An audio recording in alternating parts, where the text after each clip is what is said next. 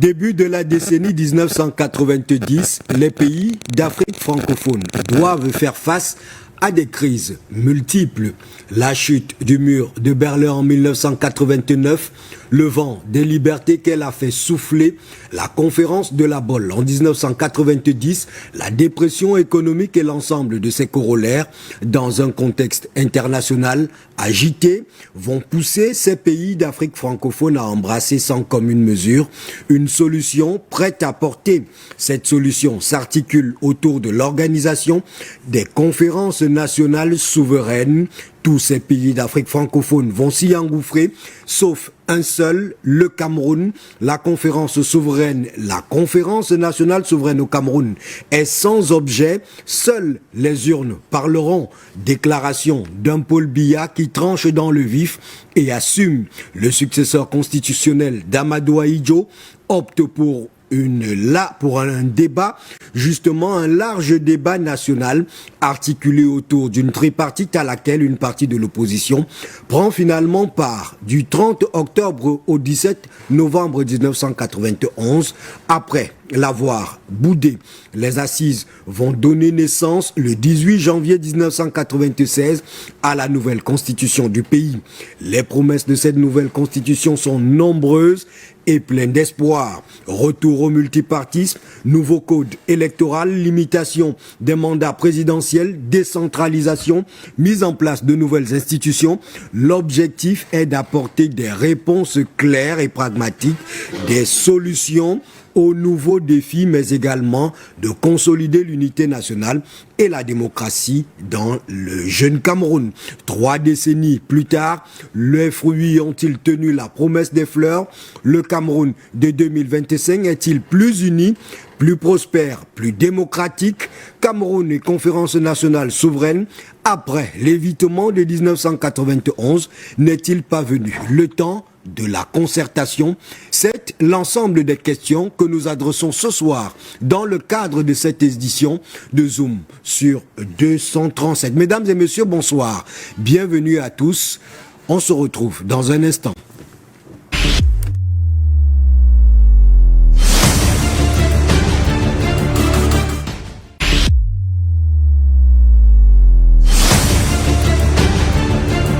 De vous retrouver ce soir encore dans le cadre de cette émission Zoom sur le 237 qui est justement une émission qui refuse d'être une banale émission de débat comme vous en avez coutume sur l'ensemble des antennes de nos différents confrères pour lesquels nous avons par ailleurs tout le respect du Cameroun.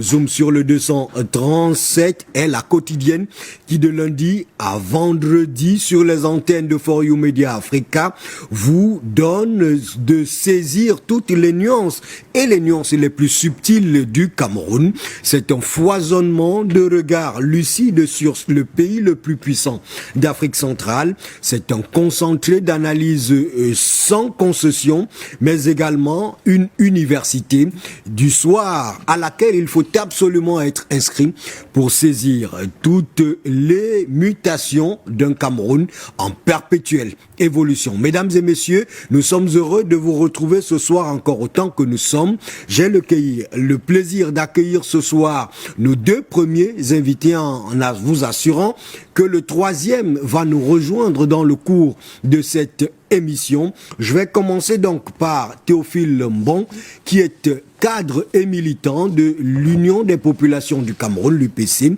Il est également auteur de nombreux ouvrages, parmi lesquels un de ces ouvrages qui nous ont justement aidé à préparer l'émission de ce soir. Théophile Mbon, bonsoir et bienvenue. Bonsoir et merci de m'avoir appelé. Et j'espère tout simplement que je serai à la hauteur des attentes de vos nombreux téléspectateurs ce soir. Surtout que je n'ai pas une très bonne condition physique, mais je ferai l'effort nécessaire pour ne pas faillir.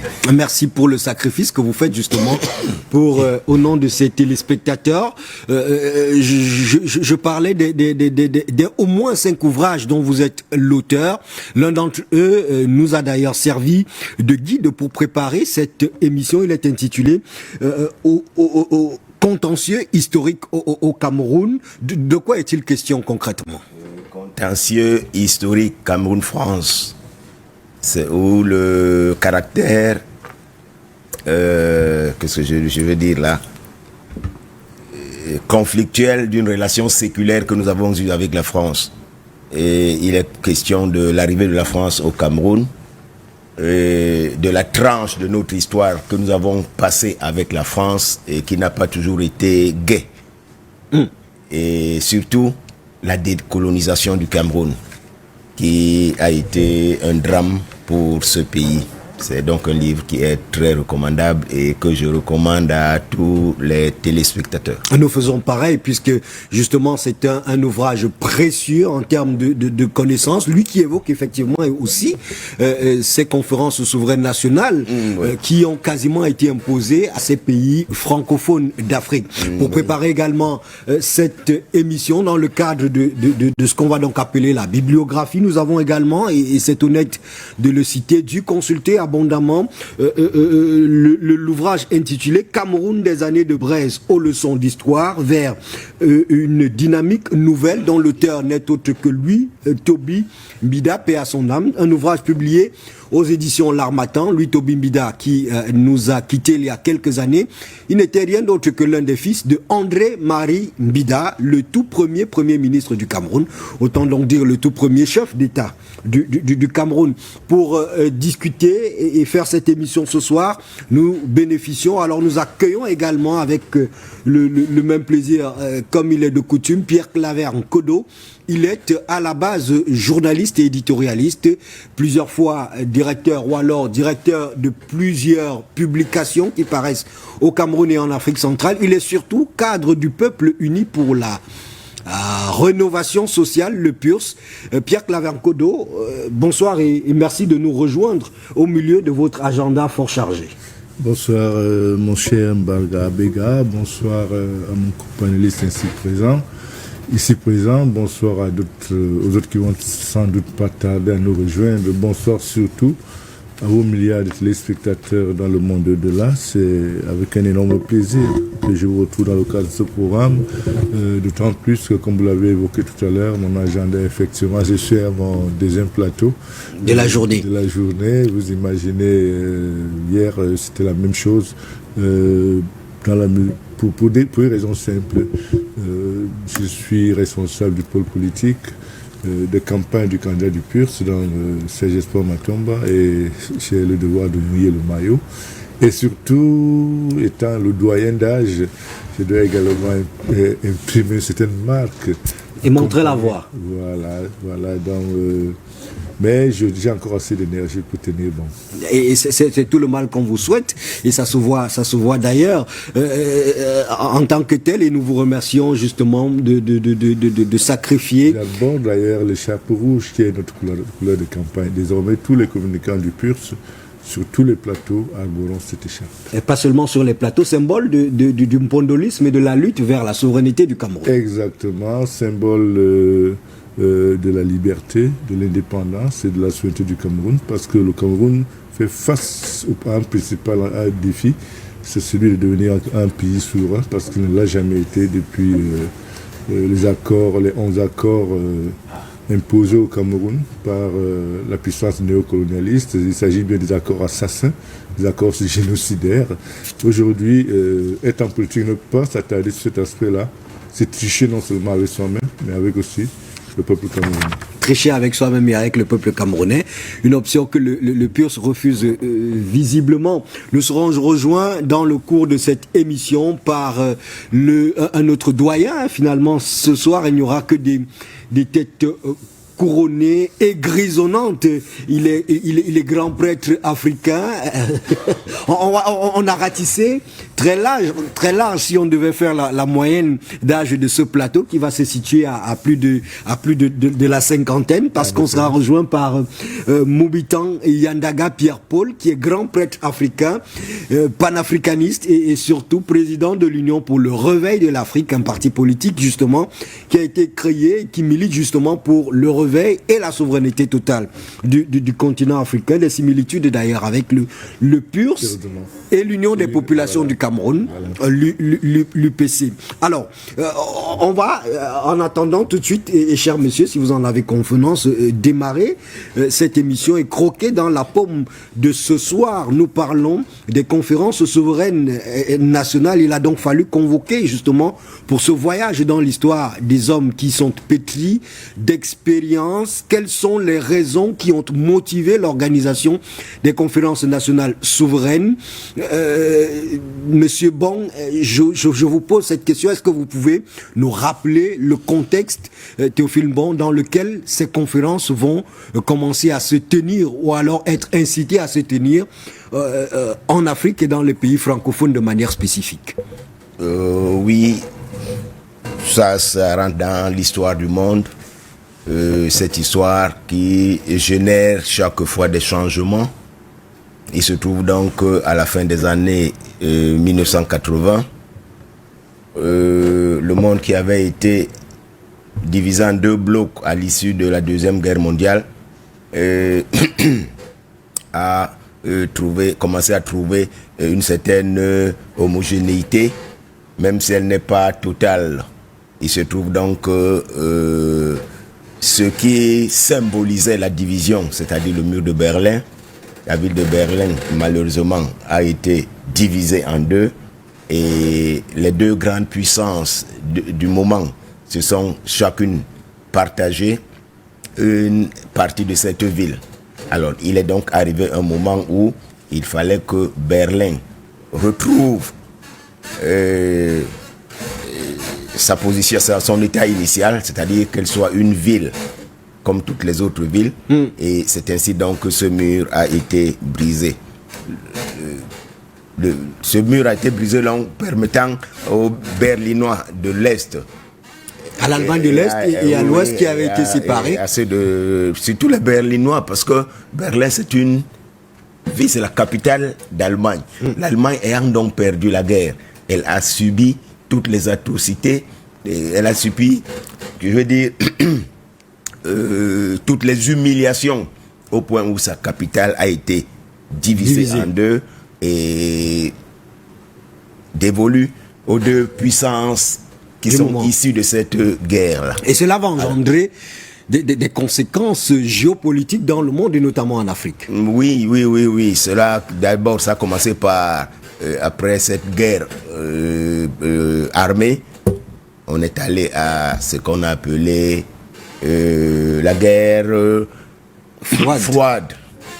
C'est-à-dire qu'on se regarde comme des chiens de faïence, on se calcule et bon. Chacun étant conscient de la puissance. À la fin des années 80, comme je le disais, le mur est brisé. Berlin retrouve son intégrité territoriale. Ça devient une seule ville. Ce n'est plus deux nations, ce n'est plus deux visions du monde, mais c'est une ville. Et immédiatement, la conséquence, c'est que toute l'Allemagne de l'Est, qui avait été placée sous le joug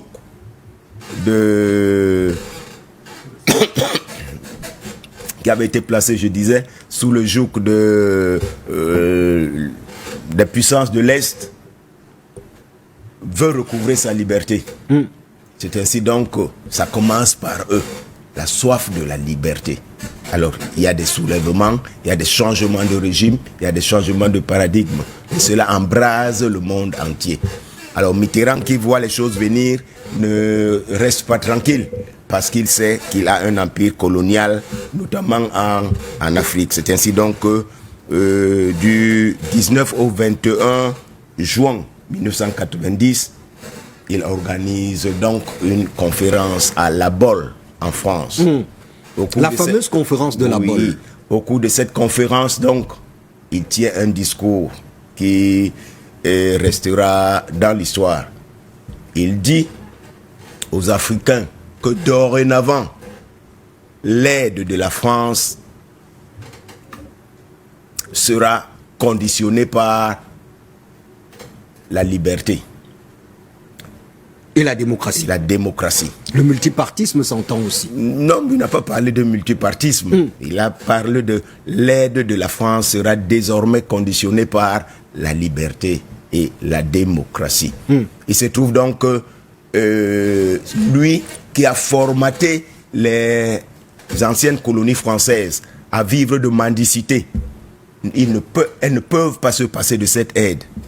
Ce n'est donc pas de gaieté de cœur qu'elles acceptent cette conditionnalité, à savoir libérer les populations, instaurer un régime de liberté. Cela dit donc, dès 1990, ces mouvements qui partent d'Europe de l'Est atteignent l'Afrique et notamment le Cameroun qui nous concerne. Alors les gens se lèvent parce que pendant de très nombreuses années, nous avons été dans une camisole de force qui était en réalité des lois liberticides. La France avait inspiré à Ahidjo une trouvaille qu'il avait baptisée la subversion. Il fallait chaque fois que vous n'étiez pas en odeur de sainteté avec le régime, vous étiez taxé de subversiste. Alors, Ahidjo qui, au début des années 60, avait demandé et obtenu un régime d'exception qui lui permettait de légiférer par ordonnance. Ça veut dire qu'il n'avait plus besoin d'assemblée, il pouvait prendre une ordonnance et légiférer. Avait donc taillé des lois à sa mesure pour museler les opposants, notamment les UPCistes qui lui faisaient front. Alors, les UPCistes trouvent donc ici l'occasion de se lever et avec l'ensemble des Camerounais de revendiquer beaucoup plus de liberté. Je dois dire en passant qu'en 1982, lorsque Ahidjo démissionne et que Paul Biya lui succède en tant que successeur constitutionnel. Alors, Paul Biya il se fait remarquer par un discours qui suscite beaucoup d'espoir. Les UPCistes lui tendent la main au regard du discours qu'il avait.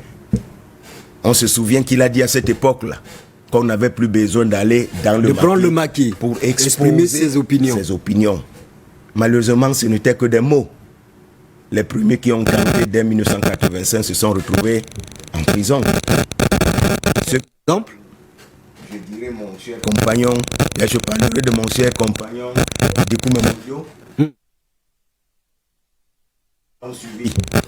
Maître Yondo Black, Yondo Black, et Anissa Ekane, ils ont eu la malencontreuse idée de vouloir créer un parti politique. Voilà. Ils ont eu cette malencontreuse idée de vouloir créer un parti politique. Et cela, mal en a pris, ils ont écopé. Alors vous voyez donc le langage d'ouverture qu'on entendait dans les discours était totalement en divorce avec les pratiques sur le terrain. Et nous sommes encore dans le contexte. Oui. On ne peut pas dire que beaucoup de choses aient changé. Il est vrai, la parole est là. On permet aux Camerounais de s'exprimer, je dirais de bavarder, mais dans le fond. Et les choses n'ont vraiment pas beaucoup changé. Alors c'est ça donc, lorsque les soulèvements viennent, ces soulèvements poussent les gouvernants africains, notamment camerounais, à ouvrir pour la création des partis. Le Cameroun devient donc un État multipartisan. Il retourne au multipartisme qui existait déjà avant 1960. Oui, c'est un peu le retour de la manivelle. Parce qu'avant 1966, le Cameroun était déjà un État multipartisan. Et je disais même qu'il y avait plus de démocratie. À cette époque-là? Oui. Depuis les années... L'UPC est né en 1948. Immédiatement après, 49, 50, et les partis ont commencé à voir le jour. Il y avait sur la scène politique des partis qui vivaient. Jusqu'en 1966. C'est en 1966 que l'UC absorbe les autres partis pour créer... Le parti impose. Oui, c'est ça l'absorption. C'est ça l'absorption. On ne peut pas dire que c'est de gaieté de cœur que ces partis sont allés vers au parti unique. Au parti unique. L'UC a donc absorbé toutes les autres partis et cela n'est pas une trouvaille camerounaise. Les autres États, les autres anciennes colonies françaises sont passées par là. La France a imposé le parti unique à toutes ces colonies. Avec la chute du mur de Berlin, donc on a le retour avec la chute du mur de Berlin, au multipartisme au Cameroun. C'est le retour au multipartisme au Cameroun et ailleurs. Il est vrai que les pays comme le Sénégal, eux, ils avaient déjà expérimenté la démocratie bien longtemps à l'avance et ils étaient... Et si on est donc retourné au multipartisme en 1990 avec notamment la loi sur les partis politiques, décembre 1990, oui. Sur les partis politiques, la liberté de la presse, oui. Pourquoi il était encore nécessaire, pourquoi la question des conférences nationales se posait-elle encore? Oui. L'organisation de ces conférences souveraines nationales venait résoudre quel problème spécifiquement? Oui, ça je dois le dire pour le regretter, c'est que nous sommes dans un pays où les gouvernants ne sont pas enclins à la négociation. Ils n'acceptent de négocier que lorsqu'ils ont le couteau à la gorge. Cela est valable pour le multipartisme, mais lorsque le multipartisme vient, il devrait venir avec des pratiques nouvelles qui l'accompagnent. Malheureusement, ces personnes qui ont été moulées au parti unique ont continué avec ces mêmes pratiques. Alors le peuple qui a besoin de plus en plus de liberté est sorti. Le peuple est sorti et une autre trouvaille inspirée par le commandant Mbouamasok, parce que c'est lui l'inspirateur de Ville Morte en 1981, lorsque on se sent face à un mur. Eh bien, la seule chose était la désobéissance civile qu'on a baptisée Ville Morte. Alors, pratiquement, une bonne moitié de l'année 1991 a paralysé, la Ville Morte a paralysé le pays. Et au point où, une fois encore, les gouvernants se sont trouvés dans l'obligation de négocier. Mais chaque fois qu'on manifeste une volonté de négocier, eh bien, il y a une autre volonté, celle la plus réelle, de duper. C'est donc cette volonté de négocier, parce que le peuple a besoin d'une conférence nationale, ce qui est une contagion pratiquement dans tous les pays d'Afrique francophone qui ont implémenté cette solution-là. C'était un peu du prêt-à-porter pour tous les pays d'Afrique francophone. La conférence souveraine nationale. Au Cameroun, Paul Biya va déclarer que la conférence souveraine nationale au Cameroun est sans objet. Seules les urnes parleront. Voilà. Nous sommes encore en 1991, donc on n'est pas encore au niveau où les urnes doivent parler. On est au niveau où on doit libérer les consciences, on doit libérer les masses. Les gens doivent se sentir libres d'aller, de venir, de dire, de penser, de s'organiser. Alors ils ne l'ont pas. Ainsi donc, en 1991, au lieu de la conférence nationale, après plusieurs tractations, après que le pays soit paralysé, eh bien, les gouvernants décident d'organiser ce qu'ils ont appelé la rencontre tripartite. La rencontre tripartite. Cette rencontre qui permettait de mettre autour d'une table, effectivement, les partis politiques, la société civile et les représentants de l'État. C'est donc ces trois corps qui étaient autour de la table et qui devaient réfléchir sur les voies et moyens visant à sortir du marasme qui avait été créé. Alors, voilà donc pour un premier temps. Le contexte qui va justement charrier le refus du Cameroun par la voix de son président de prendre part à la conférence souveraine nationale, comme ce fut le cas pour tous les autres pays d'Afrique francophone. Oui. Le pays de Paul Biya va opter, comme Théophile Mbon le dit, pour la tripartite qui va se tenir du 30 octobre au 17 novembre 1991 sur les hauteurs du Palais des Congrès, là-bas en Kouniada. Pierre Claver Nkodo, c'est aujourd'hui de manière claire, peut-on dire de manière claire, pourquoi Paul Biya a refusé, malgré la volonté affichée de l'opposition et des populations camerounaises, de la société civile, d'aller vers cette conférence souveraine nationale. A-t-il eu raison? À l'époque, je pense que... je ne peux pas dire qu'il avait raison ou pas, mais je pense que les conférences souveraines ont entraîné les chutes de la plupart des pouvoirs. Qui les ont acceptés. Ouais. Et Paul Biya, qui savait que à l'analyse des villes mortes, des résultats des villes mortes, qui ont quand même ébranlé le Cameroun dans ses fondements, a eu peur justement de perdre le pouvoir. Et je vais vous rappeler une chose, la France était toujours en embuscade dans tous ces jeux politiques, parce qu'en fait, le Cameroun est géré en embuscade par la France à travers des ingérences à un niveau qu'on n'imaginait pas.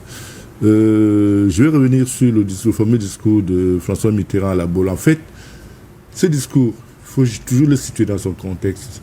Il s'accompagne d'un événement extrêmement grave, le programme d'ajustement structurel et l'arrivée du PMIC au Cameroun. L'arrivée du PMIC. Le pari mutuel urbain. Ouais.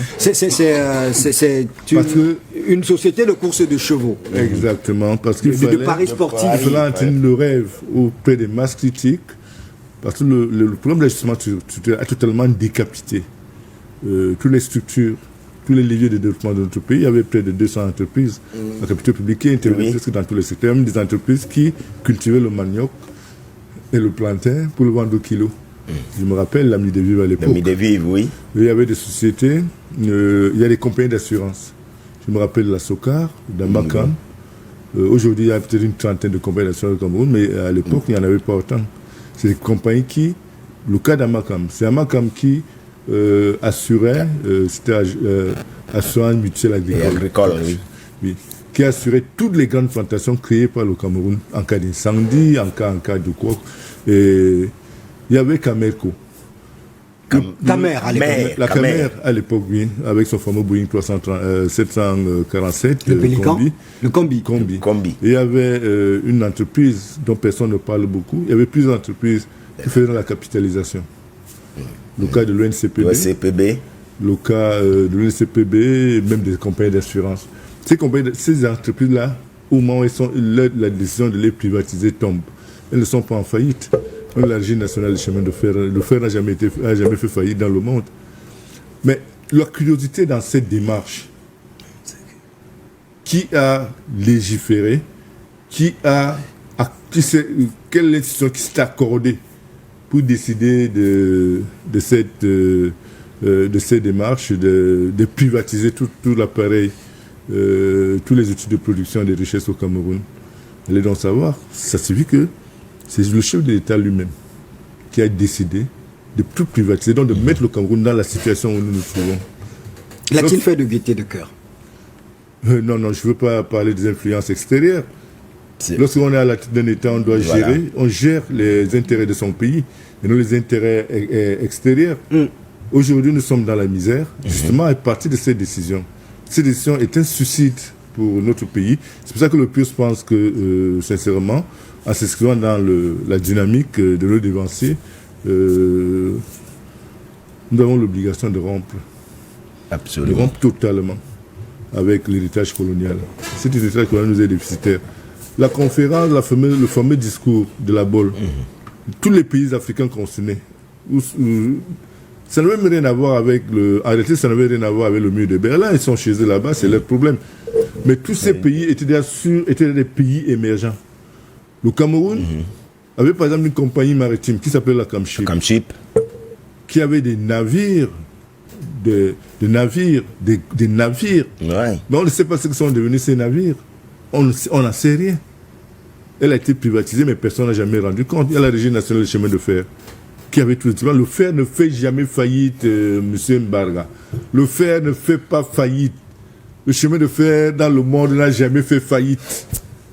Pour dire qu'il faut rectifier, il faut améliorer la gouvernance. Et c'était pour une dette de combien? Une dette de moins de 6 milliards de francs CFA auprès des institutions de Bretton Woods, alors qu'on a décapité des entreprises qui, dont le portefeuille représentait près de 50 000 milliards. Ouais. Il y a quelque chose qu'il faut chercher.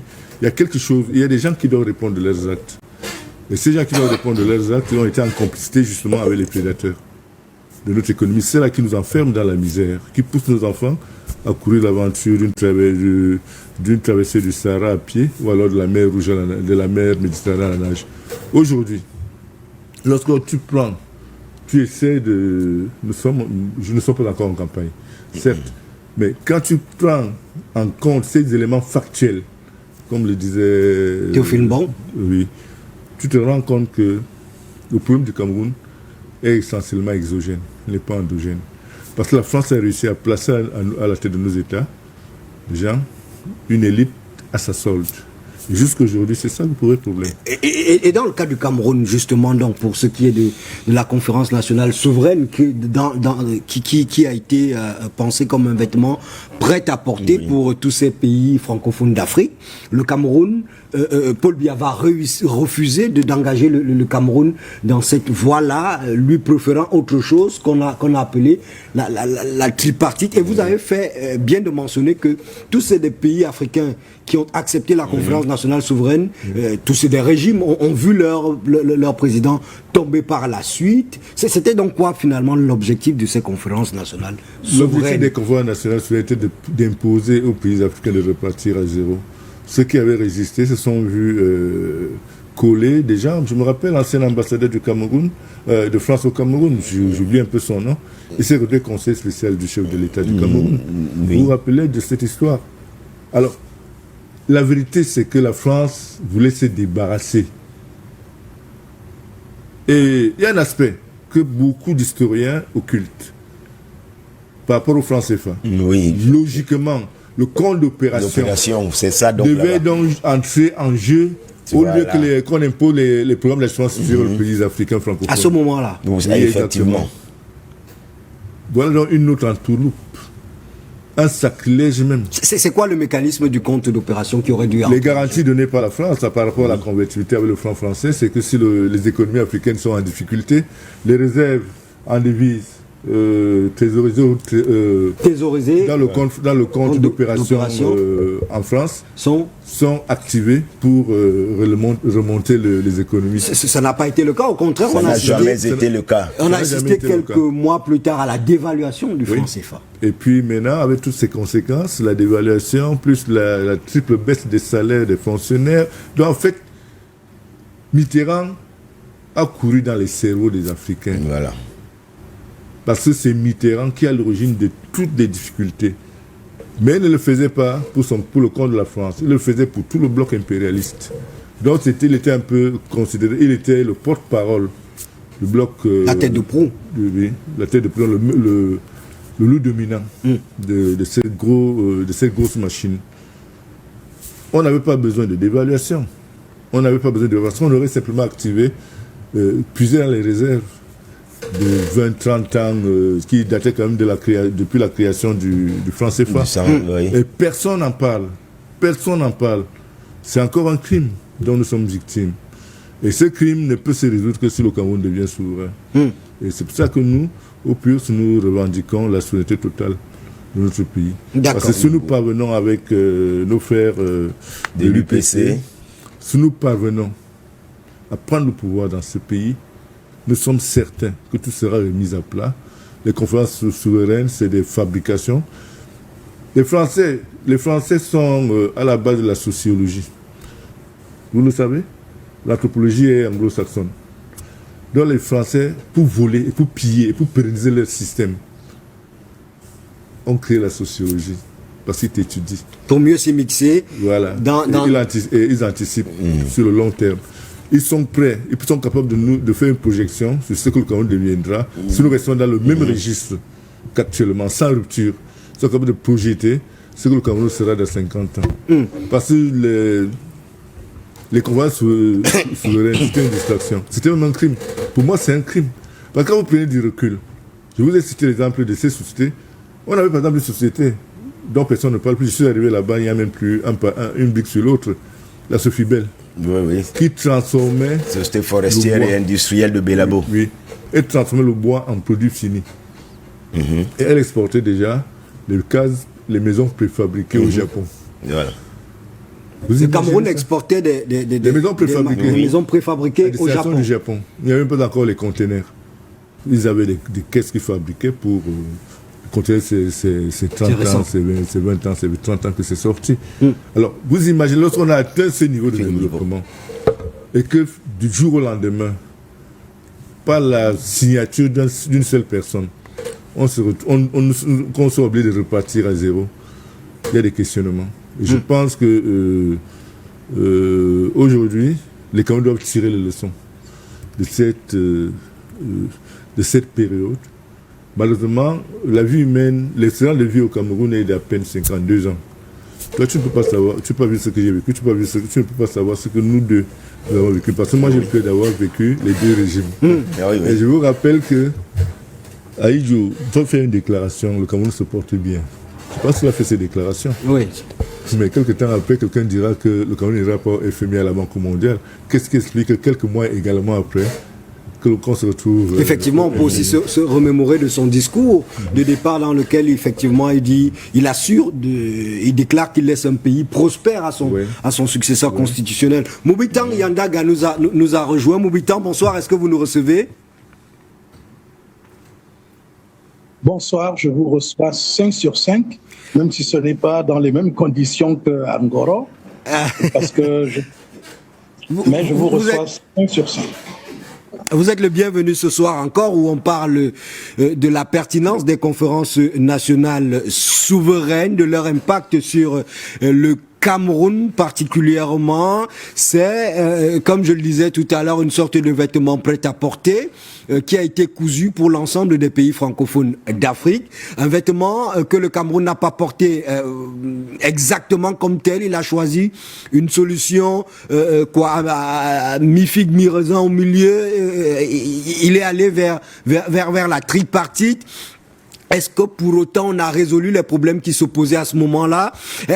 Peut-on identifier aujourd'hui quels sont les problèmes que la conférence nationale souveraine devait résoudre au Cameroun de manière véritable? Et puis, justement, après la tripartite, peut-on dire que avec la constitution qui a débouché de cette tripartite-là en 96, peut-on dire qu'on a résolu ces problèmes-là? Moi, je pense que si nous revenons sur le but de la tripartite, et si nous revenons aussi sur les conférences nationales souveraines, parce que ce n'était pas la seule expérience au Cameroun, il y en a eu ailleurs.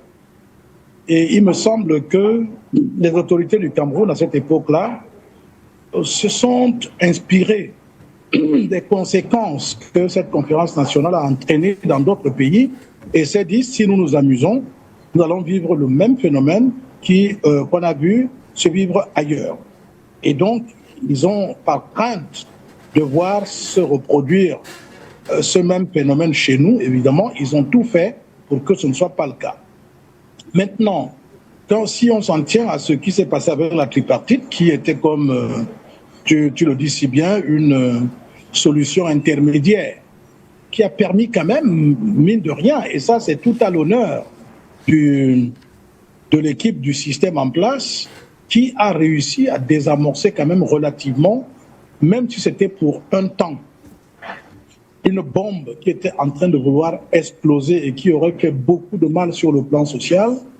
On peut dire qu'eux, ils ont réussi.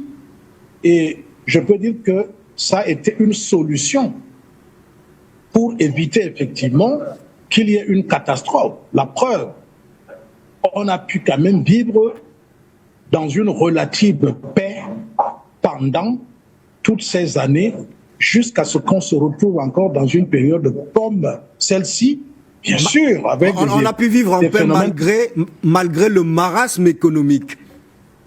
Oui.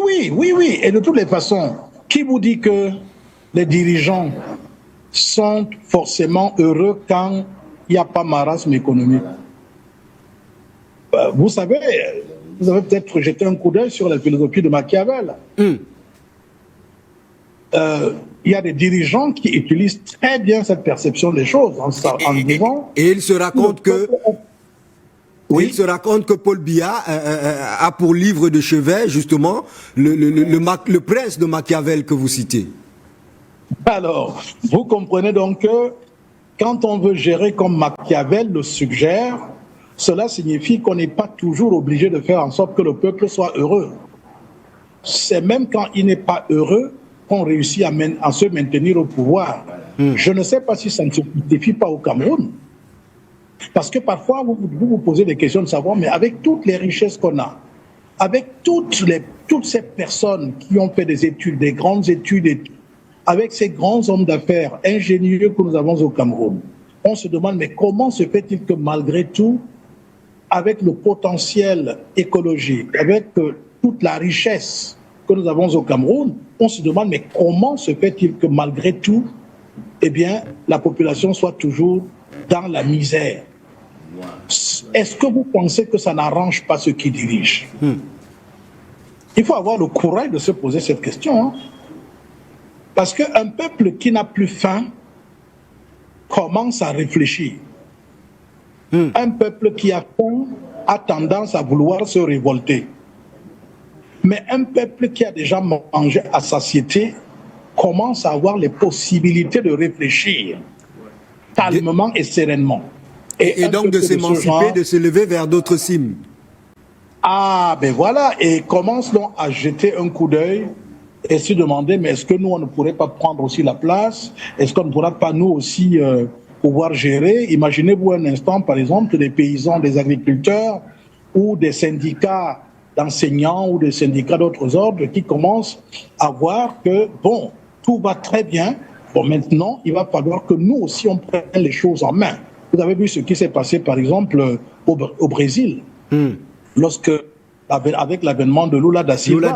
C'est parce que, de plus en plus, les gens étaient émancipés, étaient lucides, et ont donc commencé à penser que non, évidemment, l'autocratie, ou alors, si vous voulez, ceux qui dirigent ne sont pas en train de travailler pour le peuple, et les syndicats donc ont pu maintenant émerger.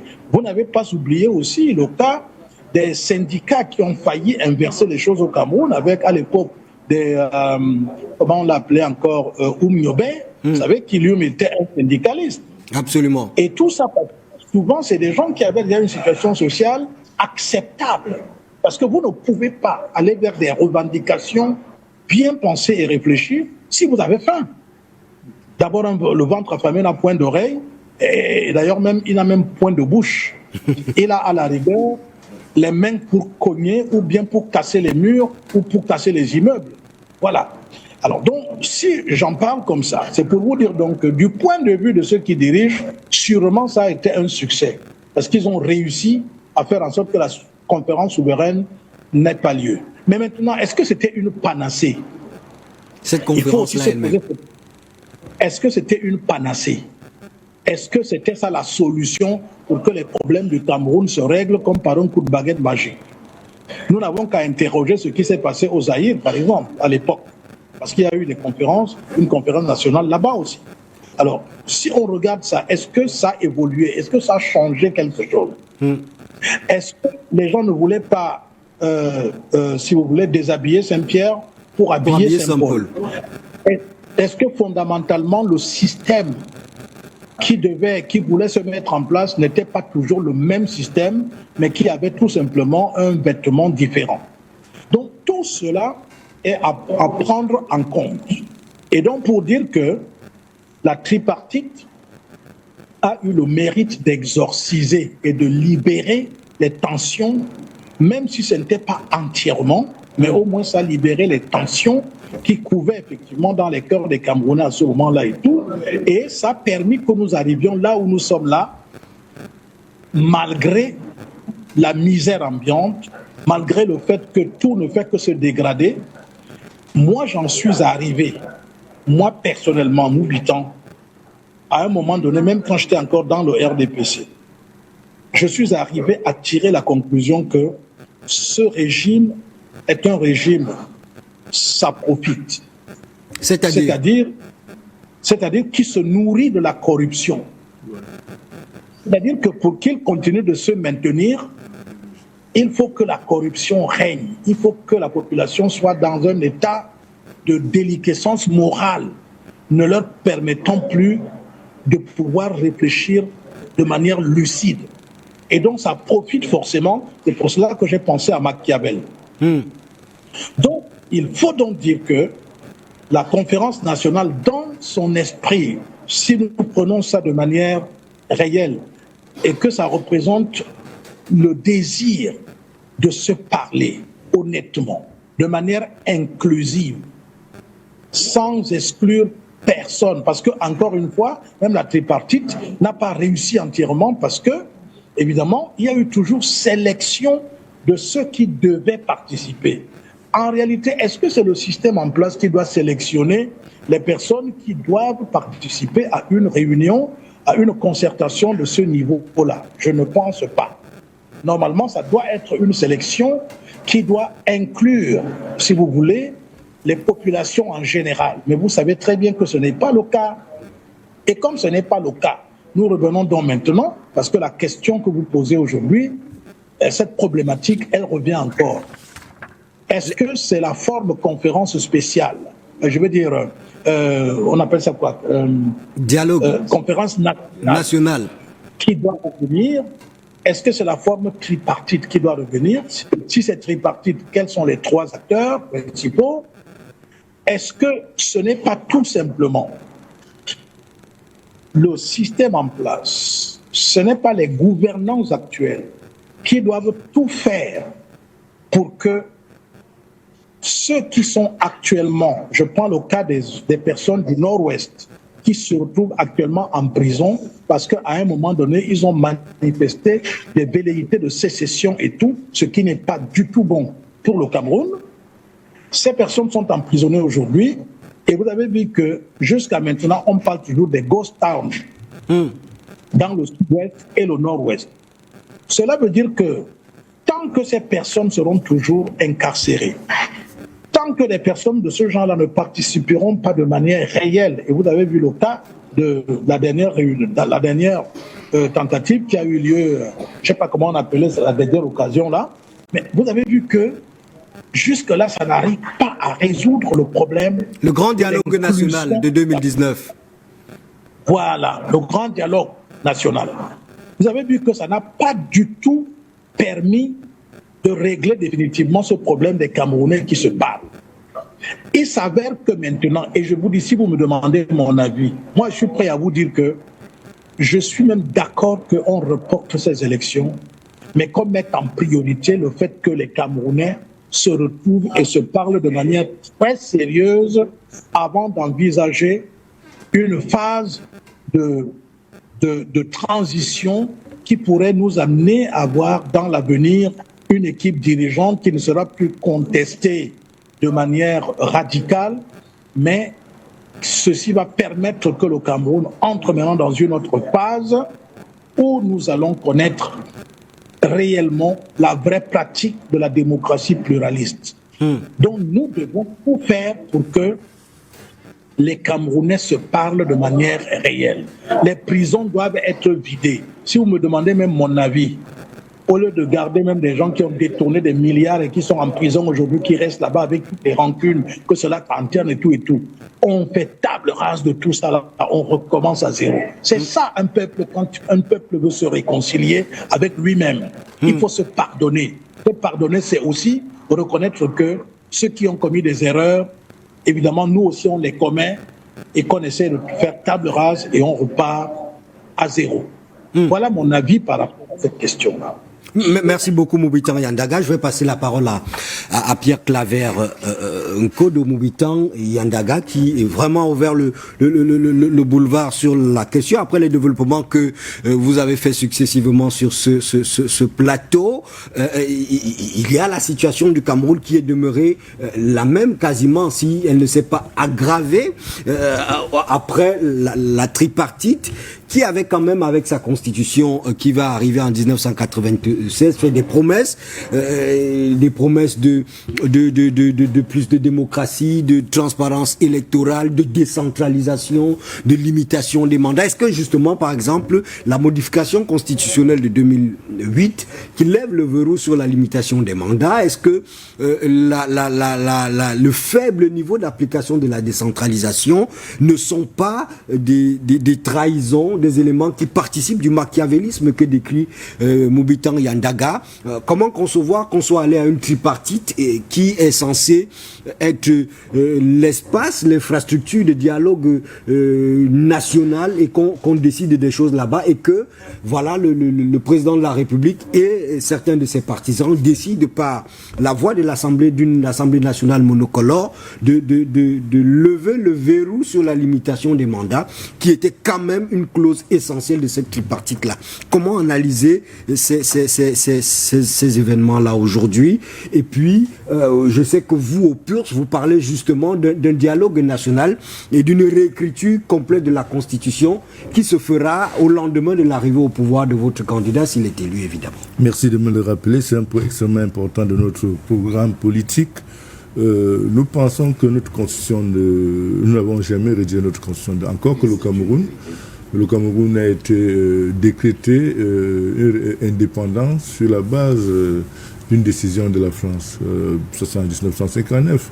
Parce que celui qui était chargé de conduire le Cameroun à l'indépendance, c'est André Marie Mbida, qui a tombé sous le coup d'une motion de censure organisée par Ahidjo et ses amis français, avec la complicité justement des Nations Unies, et une motion de censure qui sera votée par l'Assemblée de l'époque et qui justement va fausser le jeu parce qu'André Marie Mbida est élu dans le cadre d'une élection démocratique, mais il perdra son pouvoir à peine 9 mois après son accession au poste de Premier ministre, puisqu'il avait commencé à manifester des velléités inspirées justement du nationalisme upéciste à l'époque. Nous sommes en 1959. Et il est rapidement renversé. Il est renversé sur la base d'une motion de censure initiée, complotée, fomentée par la France. Par un coup d'État constitutionnel. Mais la meilleure dans cette affaire, c'est que tous ceux qui ont voté contre lui ont touché 250 000 francs CFA de l'époque. Et le franc ancien franc. Oui, pesait quand même plus que le franc français. Il y a des chercheurs, des politologues qui situent cet acte comme étant le premier acte de corruption politique au Cameroun. Ça, j'ai l'habitude de le dire aussi. Et il a été initié, ourdi par la France. Par la France, oui. Qui va chercher autour d'elle. Parce que ce peuple va refuser de jouer ce jeu. Et la France cherchera autour d'elle un mouton à 5 pattes, il va tomber sur Ahidjo qui va tout accepter. Parce que la motion de censure est motivée par quoi?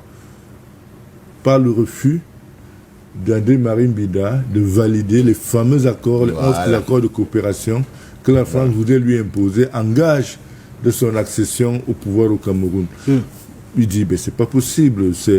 Il pensait pouvoir conduire un Cameroun véritablement.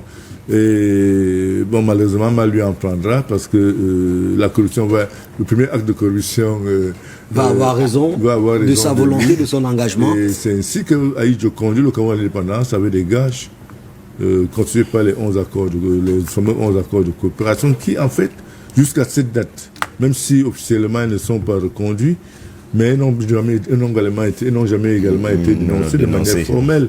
Ce sont ces accords-là qui nous tiennent. Par exemple, le franc CFA fait partie de ces accords. Il y a un accord sur l'éducation qui fait de nous, je voulais dire, des gens déracinés, formatés par rapport aux intérêts de la France. Il y a un accord sur la diplomatie qui ne donne même pas le droit à chapitre sur le plan de la géopolitique internationale. Il y a un accord sur la coopération technique et pire, il y a un accord sur la gestion des ressources naturelles qui accorde la primauté à la France Même nos ressources naturelles, la France a des droits dessus. C'est-à-dire, pour exploiter notre pétrole, notre partenaire doit demander la permission à la France pour le faire. Et la France va tirer profit de ce contrat. En fait, nous payons une dette coloniale à la France. Nous payons une dette coloniale comme ce fut le cas avec Haïti et tous les autres pays dom-tom. Donc en réalité, la France nous considère comme un dom-tom, conformément au code noir de Louis XIV. D'accord. Dès que vous avez fini de dire ça, ma question, elle demeure. Est-ce que la modification de la Constitution en 2008 pour lever la limitation du verrou sur les mandats présidentiels et la faible application visiblement voulue par le régime en place de la décentralisation ne sont pas aussi quelque part des actes de trahison de ce qu'on a eu de meilleur dans cette tripartite, même si elle n'était pas la panacée comme l'a relevé Militant Yandaga. Justement des raisons prises au lendemain de cette tripartite, elles n'ont jamais été appliquées à 100%. On a quand même, ils ont donné un peu de lest là, mais c'est tout comme le grand dialogue national en 2019. Ça n'a jamais été appliqué à 100%. Et vous verrez même que la qualité des intervenants ou alors des participants à ce grand dialogue national, moi je l'ai couvert en 2019. La qualité c'est le régime qui choisit. Qui s'est choisi ses interlocuteurs. Qui s'est choisi à la limite. À la limite, voilà. Dans ces conditions-là, il est impossible qu'il y ait un consensus. C'est pour ça que nous pensons que nous invitons les Camerounais à voter massivement, parce qu'au lendemain de notre accession au pouvoir, nous allons remettre la Constitution à plat, et ce ne sera pas parce que nous avons la science infuse, ce sera dans le cadre justement d'une grande concertation nationale. Qui ne soit pas inspiré, insufflé, fomenté par la France. Par la ou France, par quelque parce qu'on aurait déjà notre objectif, c'est notre ambition. Comme cela a été le cas des conférences nationales. Le néocolonialisme, justement. Et c'est dans les résolutions tirées, justement, de ces grandes assises que nous comptons organiser, et ce sera moins de 3 mois après, parce que c'est le chantier principal. Il faut que le Cameroun ait sa constitution. Il y a des éléments dans notre constitution qui ne conviennent pas à nos priorités de développement, et qui nous enferment même dans une dépendance, dans une espèce d'infantilisme. Il faut rompre avec tout ça, et il faut que ce soit de manière consensuelle. Nous pensons que nous sommes assez matures pour être un pays indépendant. Et dans notre démarche, nous pensons que notre candidat sera le premier président d'un nouveau Cameroun indépendant. Nous ne parlons pas de troisième république chez nous, parce que jusqu'aujourd'hui, le Cameroun n'étant pas un pays indépendant, comment est-ce que vous pouvez parler de république d'un territoire d'outre-mer, d'un dom-tom? Nous sommes un dom-tom français. Le franc CFA que nous utilisons ne nous appartient pas. Nous n'avons aucune liberté. Notre diplomatie est gérée par la France. Il y a eu un incident. Parce que nous ne sommes pas les premiers à penser des choses autrement. Vous avez entendu parler de Vincent de Paul Aranda, qui a été Premier ministre en 1967. Oui, Vincent de Paul Aranda, originaire de Bicok. Exactement. Il y en a un ambassadeur français qui lui a manqué de qui a cru devoir venu lui donner des instructions à son propre cabinet. Et il l'a accueilli avec une bonne gifle. L'ambassadeur s'est renversé et cela lui a valu son poste, mais il avait posé un acte de souveraineté. Et voilà, c'est ce type de Camerounais dont on a besoin. Vous voulez infliger une gifle à la France? En effet. Une gifle politique, ça entend. Politique, bien sûr. Si c'est une vue de l'esprit. Voilà. une gifle politique. Oui. Parce que lorsque vous essayez de faire le bilan de notre relation avec la France, nous ne gagnons rien. Nous gagnons au contraire, nous sommes abrutis. Tout est infiltré, la société est déconstruite. Et je m'en veux pour preuve cette histoire des programmes d'ajustement structurel qui n'était qu'une manœuvre de François Mitterrand et la meute des impérialistes pour ramener nos pays à l'âge de la pierre taillée. Et ça, il faut que notre téléspectateur le sache. Le Cameroun n'avait pas besoin d'un programme d'ajustement structurel. On n'en avait pas besoin. On avait peut-être besoin... Est-ce que vous savez qu'il y a il y a un impact social énorme. Lorsque les programmes d'ajustement structurel, nous sommes dans les années 80-90, la plupart des jeunes qui sont recrutés dans la fonction publique, dans les entreprises, toutes ces entreprises-là, ont relativement entre 25 et 35 ans. Ils sont en début de carrière. Certains sont déjà mariés, certains ont fait des enfants, mais leurs foyers seront brisés.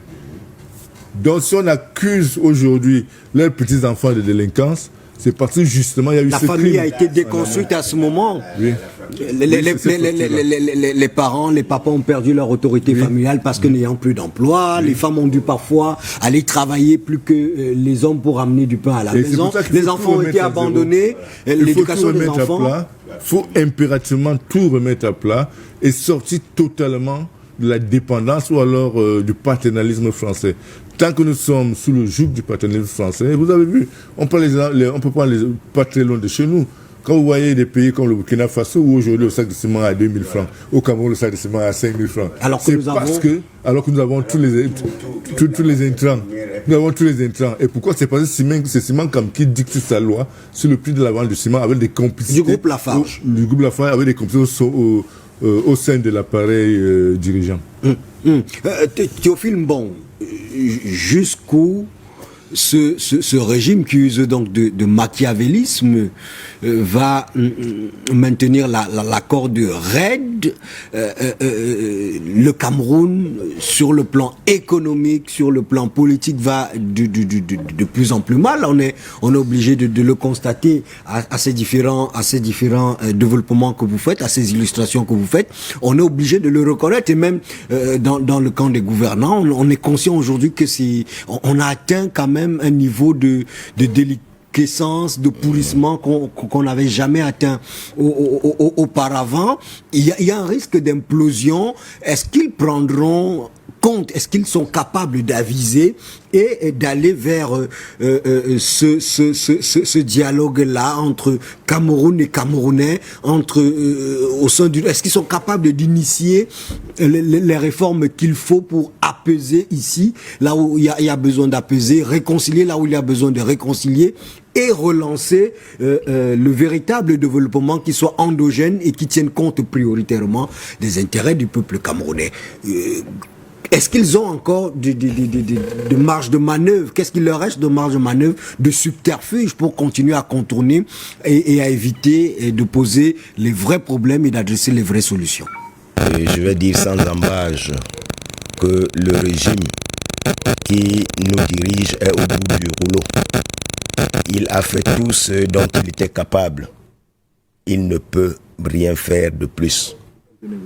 Quand je l'ai dit, je voudrais un peu revenir sur quelque chose d'assez grave. Je veux parler de la monnaie. Parce qu'on a effleuré un peu le compte d'opération sans qu'on en ait parlé. Et c'est ce qui est à l'origine de toute notre misère. Il se trouve que à la fin de la guerre, quand De Gaulle convoque la conférence à Brazzaville, la France est au plus bas. Économiquement, elle est laminée. Et De Gaulle ne compte que sur les colonies françaises, notamment d'Afrique, pour relever son économie. Étant entendu que par ailleurs, les Américains lui promettent de l'argent frais dans le cadre du plan Marshall. Mais cet argent est conditionné. C'est comme ça, c'est-à-dire quand vous êtes mendiant, vous êtes obligé de subir les caprices de votre donateur. Quand l'Allemagne, les États-Unis promettent aux États sinistrés par la guerre une aide financière, elle conditionne l'Amérique, elle conditionne cet argent par le fait que ce que la France nous fait, c'est tous les marchés, la reconstruction sera faite par les entreprises américaines. Le matériel et les matériaux viennent des États-Unis. Donc, c'est un grand la marché. Aussi. Oui, c'est un grand marché. C'est exactement ce que la France fait. Alors, quand De Gaulle, au vu de tout cela, se rend compte que ce n'est pas le plan Marshall qui va relever la France. Il n'est pas ignorant du potentiel économique de son empire colonial africain. il se dit donc que c'est de là que viendront les richesses qui vont rebâtir la France en réalité. C'est comme cela donc en 1945, il crée le franc CFA. Une monnaie qu'il va louer à ses colonies. Nous sommes locataires de cette monnaie. Alors, voilà la première idée qui lui vient. Il crée cette monnaie qu'il va louer à ses colonies. De un. De deux, dans les accords, parce que c'est lui qui prévoit, lorsqu'il donne le cap, ces lieutenants qui sont dans les colonies ne font que implémenter l'idée qu'il a donnée. Eh bien, il prévoit donc ce qu'on appelle ces accords coloniaux là, qui sont pour nous des accords uniques, parmi lesquels, parce que nous n'avons pas de monnaie, parce que nous louons sans monnaie, notre commerce extérieur est dépendant d'eux, puisque nous n'avons pas de devise. Chaque fois donc, à la sueur de notre front, nous avons vendu 1 kilogramme de cacao, lui il va prendre 65% et nous donner 35%. Voilà comment ça part. Nous qui travaillons, nous qui souffrons, nous qui produisons à la sueur de notre front, au moment de vendre, c'est lui qui perçoit de l'argent. Parce que nous n'avons pas de monnaie. Ce qu'il nous a donné, c'est la monnaie de singe qui n'est bon que pour une circulation interne. Alors, il se trouve donc que, quand il le fait, à la base, la promesse, c'est que cet argent qu'on nous retient est gardé quelque part. Le jour où nous avons des difficultés, nous nous tournons vers eux, eh bien, ils nous en donnent pour répondre à nos sollicitations. Et il va se trouver qu'on a ce qui ne se fera jamais jusqu'à ce jour. Jusqu'à ce jour. Alors, lorsque donc, à un moment, il se rend compte que chaque fois qu'on a de l'argent, et lorsqu'on a besoin d'argent, c'est lui qui choisit nos priorités. Et pour le financement de ces priorités, il prend de notre argent qu'il nous prête à des taux exorbitants. Je crois que vous voyez cette supercherie là. C'est notre argent qui est logé chez lui. Et quand nous avons des besoins, c'est lui qui choisit les projets qu'il doit financer. Et au moment des financements, il nous prête et il ne nous donne pas de l'argent. Il nous donne l'équivalent en matériel, ce dont nous avons besoin. Et c'est lui qui estime.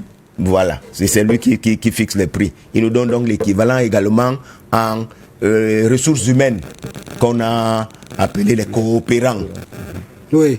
Qui venaient ici, et j'en ai connu, j'ai été enseignant, ça c'est une parenthèse, un enseignant de la coopération française qui vient à la correction d'un examen, on met le corrigé au tableau, il s'esclave, il dit au collègue que vraiment, excusez-moi, j'ai induit mes élèves en erreur. Si on corrige par rapport à cette correction-là, je vais porter sur ma tête l'échec de ces enfants. Voilà les coopérants que nous avions. Bon. Alors, lorsqu'à un moment donc, même ce prêt-là, il ne veut plus parce qu'il faut nous assujettir davantage. Il estime que ils ne devons plus. Ses intérêts sont également au FMI, à la Banque mondiale. Il doit nous orienter là-bas chaque fois que nous avons les problèmes. C'est donc lui qui oriente nos États vers ces institutions financières. De Bretton Woods. Voilà. Alors non seulement notre argent est logé chez lui, cet argent est confisqué, nous ne l'avons pas, mais il nous soumet donc à une dette qui devient une spirale dans laquelle nous nous enfoncerons et nous n'en sortirons point. Parce que aussi longtemps que nous enfonçons dans la dette, nous ne pouvons pas penser, par exemple, exploiter nos ressources. C'est lui qui les exploite. Nous ne pouvons pas pouvoir transformer nos productions. Nous ne sommes qu'un comptoir où il vient prendre nos produits, il les transforme et il nous amène la camelote que nous achetons au prix d'or. Voilà en gros cette supercherie là. Lorsqu'on parle de la monnaie, du compte d'exploitation et surtout de ce franc CFA. Qui n'a donc pas été dans le compte d'exploitation, les réserves dans le compte d'exploitation n'ont pas été mobilisées pendant les années de Brest, jamais. pour soutenir justement les entreprises qui étaient sous le coup de la dépression économique et financière du moment. La dépression même, c'est quoi? C'est une fabrication. C'est une fabrication. Il y a des entreprises qui se portaient très bien et qui ont été revendues aux francs symboliques. Ouais. On a tué l'économie pour nous appauvrir afin de mieux encore nous assujettir. Et ça avait des complicités endogènes. Cela ne pouvait pas se faire sans ces complicités endogènes. Ouais. Cela ne pouvait pas se faire sans ces complicités endogènes. Aujourd'hui donc, maintenant que tout va de plus en plus mal, comment on fait pour parvenir à avoir notre conférence nationale souveraine qui soit totalement endogène, qui ne soit pas inspirée du contexte et de la volonté des impérialistes et qui soit l'émanation de la volonté des Camerounais pour adresser les problèmes des Camerounais au-delà du cadre, peut-être simplement d'un cadre électoral ou partisan? Comment on en arrive là? Je dois dire que les conférences nationales souveraines ont eu ce qu'on appelle un effet de mode. En réalité, ce n'était pas la solution. C'est quoi la solution? La solution, c'est la rupture. Merci. La solution, c'est la rupture. Ça veut dire que nous sommes dans une camisole de force constituée par ces accords iniques qui nous ont dépersonnalisés, qui nous ont vidé de toute notre substance et surtout qui ont vidé nos indépendances. Aussi longtemps que nous restons dans ce chemin-là, nous n'en sortirons pas. Alors, la conférence nationale souveraine ici au Cameroun n'a pas eu lieu parce que le chef de l'État, Paul Biya, a décidé que c'était sans objet. C'est-à-dire que tout ce que cette conférence pouvait produire, on pouvait l'obtenir autrement sans tenir cette conférence. Y sommes-nous parvenus? D'où la trouvaille des rencontres tripartites. Alors, comme je l'ai dit donc, il a, à ce moment-là, je vous dis qu'il avait le couteau à la gorge. Cela l'attend. Voilà.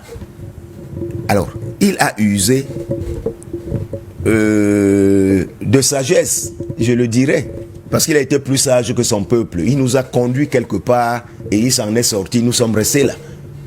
Alors, on va à la conférence nationale souveraine. Au départ, c'est lui et les siens qui choisissent les interlocuteurs. C'est lui et les siens qui choisissent les thèmes à débattre. À un moment, il y a eu un blocage. Les partis de l'opposition ont dit non. D'ailleurs, les Samuel Ebois, ni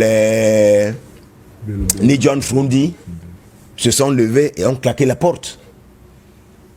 Mais d'autres, parmi lesquels Adamou Damdjoya, ont dit que s'il y a ne serait-ce qu'une petite opportunité, autant la saisir.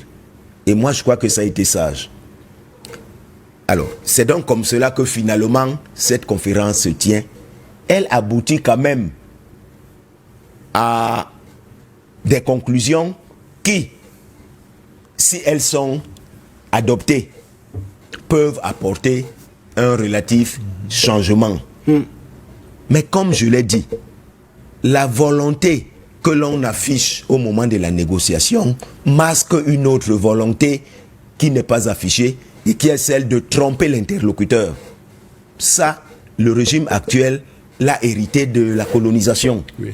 C'est ce que les Français faisaient. Oui. C'est des bons élèves.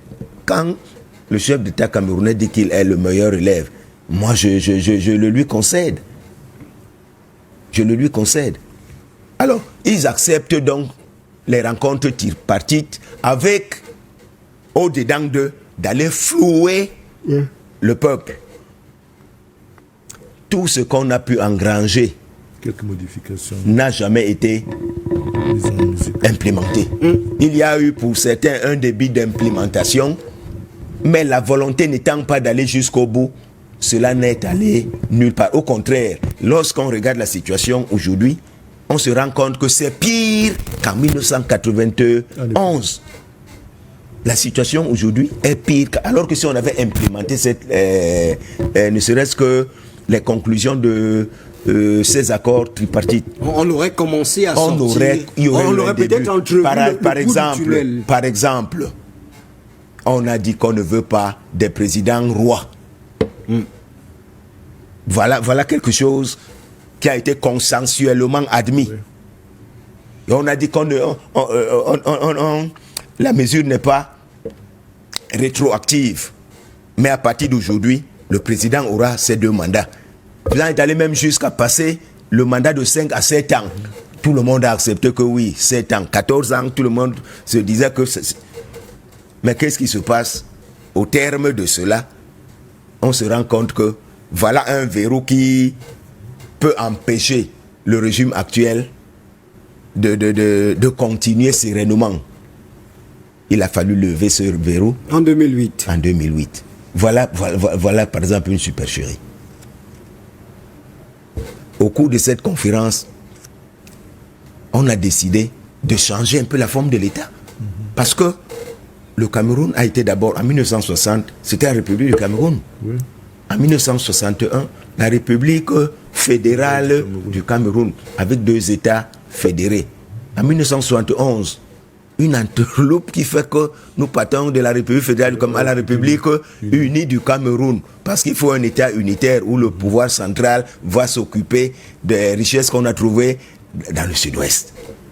C'est ça exactement. En 1972. Nous passons en 1984.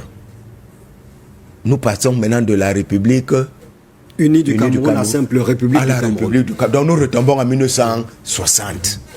Alors quand vous voyez tout ce cheminement-là, qu'est-ce que cela a apporté réellement en dehors de cette pensée unique de s'éterniser au pouvoir, de consolider le pouvoir d'un régime? Alors, est-ce que il faut donc sacrifier tout le peuple parce qu'on veut rester au pouvoir? Voilà une bonne question. Mobitang Yandaga, des générations sont venues, d'autres sont parties. Les défis se sont parfois complexifiés, mais il se dit qu'on peut endormir une partie du peuple tout le temps, on peut endormir tout le peuple une partie du temps, mais on ne peut pas endormir tout le peuple tout le temps. Quelle doit être la participation, le rôle que ce peuple lui-même se donne dans ce mouvement de son émancipation, de sa libération, et donc de sa marche vers son développement? Ce peuple qui a plus que jamais soif aujourd'hui de tracer sa propre voie vers son propre destin. Alors, vous parlez bien du peuple, mais vous savez très bien que le peuple en général, tel qu'on l'a amené jusqu'à nos jours, le peuple a faim. Et je vous ai dit qu'un peuple qui a faim, il est dans l'impossibilité opérationnelle de pouvoir faire quelque chose de formidable. C'est pour cela que... Surtout lorsqu'on l'a affamé volontairement. C'est pour cela que le peuple est obligé de compter sur l'élite. Or, malheureusement, cette élite qui a été formée dans un système, et cette élite qui travaille jour et nuit pour que ce système puisse se perpétuer, parce que cette élite est la première bénéficiaire de la situation qui prévaut actuellement. Vous voyez pourquoi? C'est toujours facile. J'entends les gens dire, par exemple, ces derniers temps-ci, qu'il faut que le peuple prenne, voilà, tel leader a fait son travail, maintenant il faut que le peuple prenne ses responsabilités. Si le peuple prend ses responsabilités, le peuple va casser. Le peuple ça va être une révolte. Ça ne sera même pas une révolution, ça va être une révolte et avec toutes les conséquences que cela entraîne. Même ceux qui ne sont pas responsables de la situation dans laquelle nous nous trouvons vont subir les mêmes affres, les mêmes conséquences que ceux qui sont responsables. Alors donc pour éviter cela, il était question qu'une élite libre, indépendante, une élite foncièrement amoureuse de l'Afrique et du Cameroun en particulier, puisse désormais prendre ses responsabilités. Qu'elle puisse prendre ses responsabilités. Malheureusement, cette élite qui peut prendre ses responsabilités est une élite peureuse. Elle a peur. Elle a peur parce qu'elle voit la violence hein, elle voit comment, je peux dire, le terrorisme d'État règne.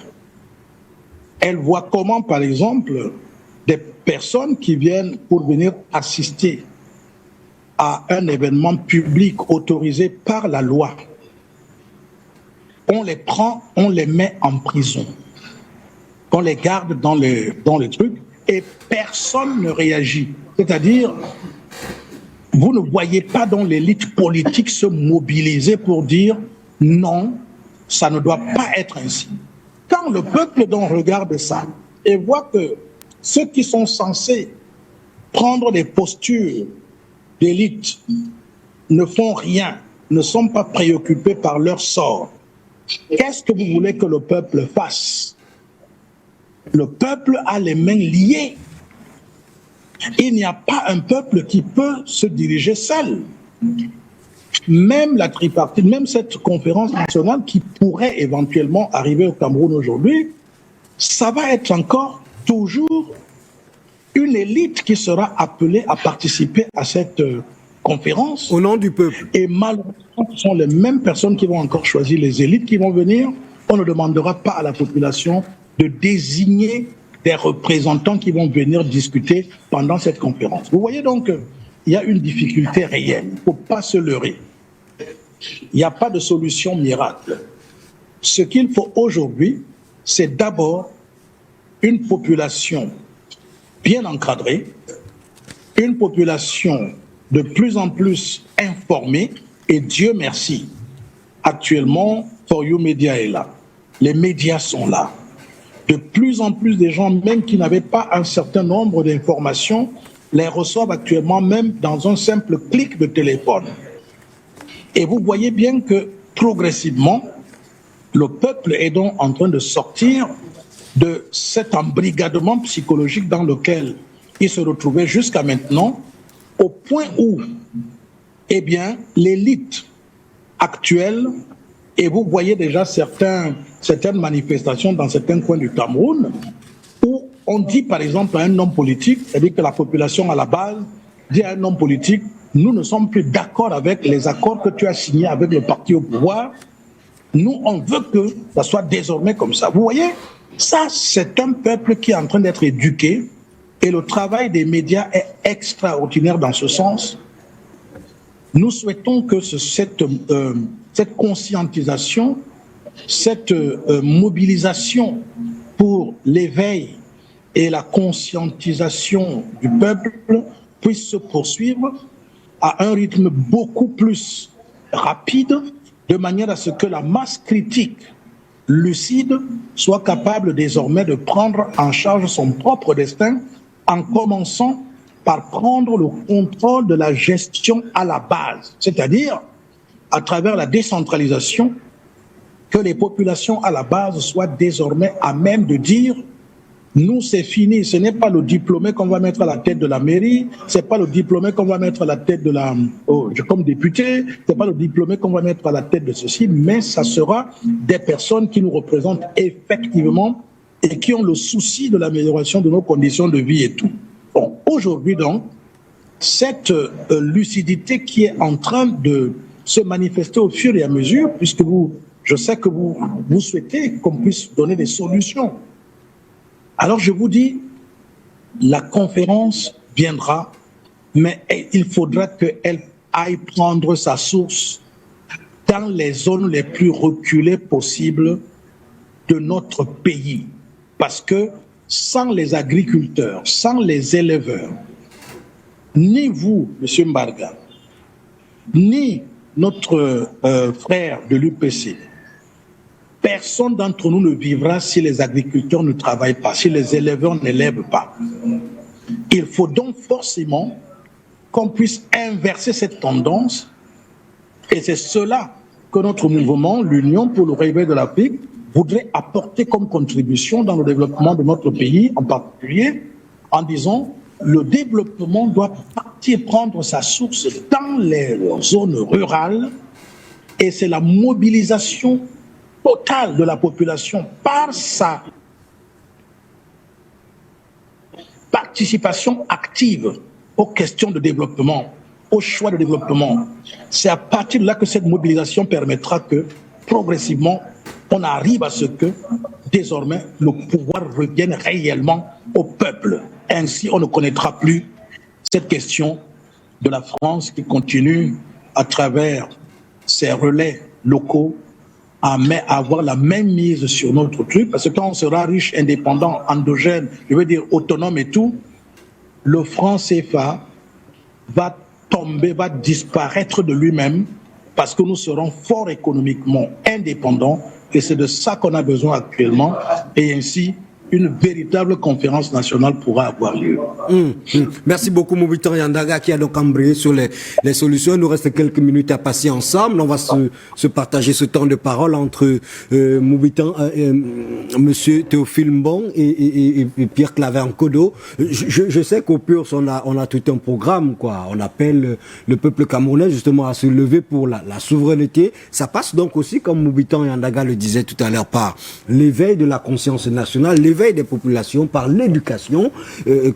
Quels autres, comment vous implémentez, comment vous comptez implémenter ces solutions que vous proposez là, à court terme, puisque la question est urgente.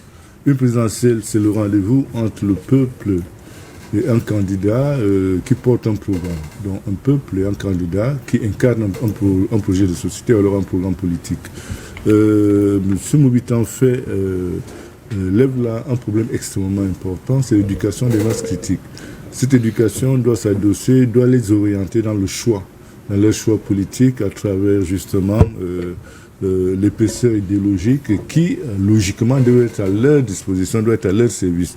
Nous parlons de rupture pour sortir des fourches codines du néocolonialisme. Et il y a beaucoup dans notre pays qui ne savent même pas qu'il existe d'accords de coopération. J'ai fait l'expérience dans le cadre de certains programmes, de certains plateaux.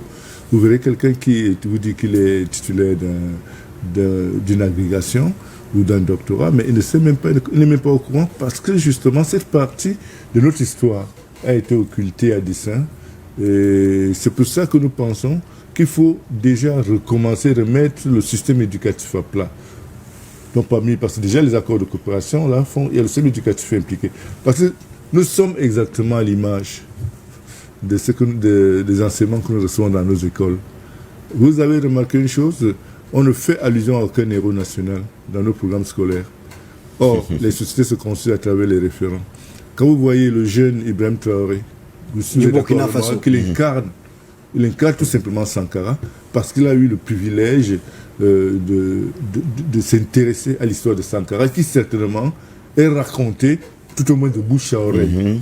Le Cameroun a eu plus d'héros que le Burkina Faso. Le Cameroun en a eu. Quand tu parles de l'époque de l'entrée de la pénétration allemande, vous avez les Locke Priso, qui sont les premières victimes. Vous avez les Ludwig Pondo. Tous ces gens-là. Et plus récemment, il y a des gens comme Osenda Fana, qui est quand même le premier docteur en sciences économiques, et qui pense déjà à une monnaie africaine en 1957 qu'il avait baptisée Afrique. Mais il est mort dans le maquis de Djoum. On l'a décapité, et sa tête ramenée à Idjo comme un trophée. Je ne veux pas être grossier, mais je pense quand même qu'il n'a pas offert une sépulcre à cette tête-là. Ça, c'est certain. Bon, plus récemment, on a d'autres qui sont morts après lui. Mais tous ces gens sont morts, pourquoi? On a même le professeur Tundian Poumi, qui était un anti-français CFA. L'auteur du fameux ouvrage Monnaie, Servitude et Liberté. Voilà. Voilà donc des gens qu'on n'enseigne pas dans nos écoles. Comment vous voulez qu'un enfant puisse s'inspirer de ce type de référents? Or, ailleurs, moi je fais la Russie.